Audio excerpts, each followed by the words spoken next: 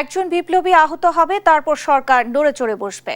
এমন সরকার আমরা চাই না, বলেছেন জামায়াতে ইসলামীর আমির ডাক্তার শফিকুর রহমান। সোমবার বিকেলে 16 ডিসেম্বর মহান বিজয় দিবস উপলক্ষে জাতীয় প্রেস ক্লাবে জামায়াতের ঢাকা মহানগরী দক্ষিণ শাখা আয়োজিত এক আলোচনা সভায় তিনি কথা বলেন। ডাক্তার শফিকুর রহমান বলেন, অভ্যুত্থানের ঐক্যকে আঁকড়ে ধরে এবার সামনে এগিয়ে যাবার সুযোগ এসেছে। জামায়াত আমির বলেন, ফ্যাসিবাদের সঙ্গে অনেকে আপোষ করলেও জামায়াত কখনো আপোষ করেনি। এখন কোনো অন্যায়ের সঙ্গেও আমরা আপোষ করব না।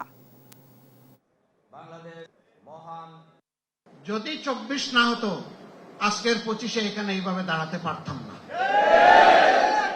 যদি 24 না হতো, আমরা যারা নির্বাচনের কথা বলছি, নির্বাচনের প্রস্তুতি নিচ্ছি, আমাদের মুখ দিয়ে নির্বাচন নামক কোন শব্দ বের হতো না।